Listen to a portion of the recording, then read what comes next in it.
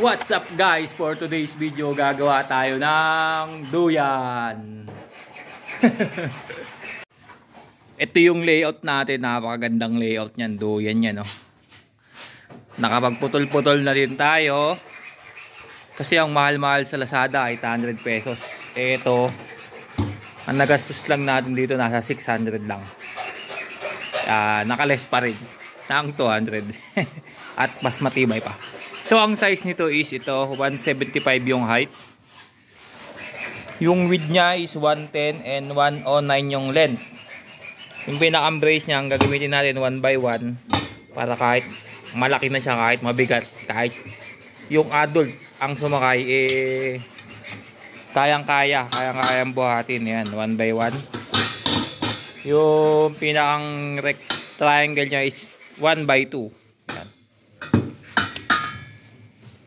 Pe-weldingin natin, saglitan lang to, mga 10 minuto lang tapos na to.